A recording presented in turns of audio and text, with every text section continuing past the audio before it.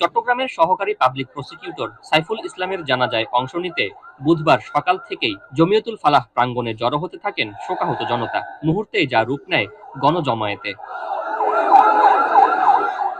সকাল 10টায় লাখো মুসল্লির অংশগ্রহণে হয় আইনজীবী সাইফুল ইসলাম আলিফের জানাজা। অংশ নেন বৈষম্য বিরোধী ছাত্র আন্দোলনের অন্যতম নেতা হাসনাত আব্দুল্লাহ ও সার্জিস আলম। জানাজায় অংশ নিয়ে তারা বলেন, পতিত ফ্যাসিবাদ ষড়যন্ত্রের অংশ হিসেবে এই হত্যাকাণ্ড ঘটিয়েছে।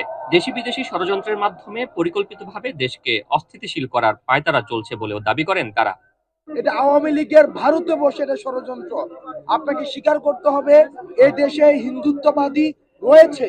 আপনি যদি এই হিন্দুত্ববাদী যে মনোভাবটা, এই উগ্রবাদী মনোভাবটা যদি আপনি স্বীকার করতে না পারেন, তাহলে এই সমস্যাটা সমাধান করা সম্ভব না। যারা মাসের 30 দিনের 25 দিন দেহটা নিয়ে বাংলাদেশে বসে থাকে আর বাকি 5 দিন মনটা নিয়ে ভারতে যায়, সেখানে চক্রান্ত করে এবং সেই চক্রান্তের এক্সিকিউশন এই বাংলাদেশে এসে ঘটায়, সে সকল উগ্রবাদী হিন্দুদেরকে প্রতিহত করার জন্য আমাদের মনে বিন্দুমাত্র সহানুভূতি থাকবে না। সন্ত্রাসীর কোনো ধর্ম নেই, কোনো দল নেই। সন্ত্রাসীকে আমরা সন্ত্রাসী হিসাবে ট্রিট করব। যে দলের হোক, যে ধর্মের হোক, যে বর্ণের হোক, অনতি বিলম্বে তাদেরকে গ্রেফতার করে বিচারের আওতায় আনতে হবে, সেটা আমি বলছি। এর আগে আইনজীবী হত্যার প্রতিবাদে আদালত বর্জন করে বিচারিক কার্যক্রম বন্ধ রেখেছেন আইনজীবীরা। পরে আদালত চত্বরে অনুষ্ঠিত হয় প্রথম জানাজা, যেখানে অশ্রুসিক্ত চোখে সহকর্মীর জানাজায় অংশ নেন আইনজীবীরা। এ সময় জানাজায় অংশ নিয়ে ভূমি উপদেষ্টা হাসান আরিফ বলেন, হত্যার বিচার নিশ্চিত করতে সরকারের পক্ষ থেকে সব ধরনের ব্যবস্থা নিশ্চিত করা হবে। একই সঙ্গে চলমান পরিস্থিতিতে সবাইকে শান্ত থেকে সম্প্রীতি বজায় রাখার আহ্বান জানান তিনি। যেভাবে আইন শৃঙ্খলা বাহিনীর নিরাপত্তার মধ্যে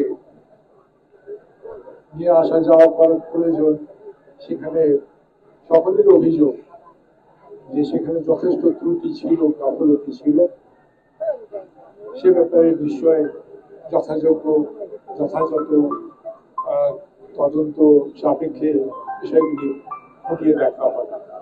এদিকে গতকাল রাত থেকে বিভিন্ন জায়গায় অভিযান চালিয়ে জিজ্ঞাসাবাদের জন্য 27 জনকে আটক করেছে পুলিশ, যার মধ্যে 6 জনকে চিহ্নিত করা হয়েছে, যারা নিষিদ্ধ ঘোষিত ছাত্রলীগ ও আওয়ামী লীগের সদস্য।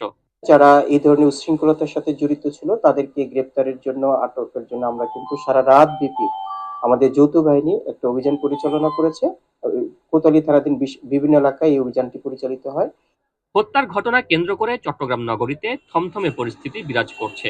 নগরীর গুরুত্বপূর্ণ পয়েন্টে মোতায়েন করা হয়েছে আইন শৃঙ্খলা বাহিনীর অতিরিক্ত সদস্য। শোয়েব রহমান, এখন চট্টগ্রাম। শিয়া বাটার ও ভিটামিন বি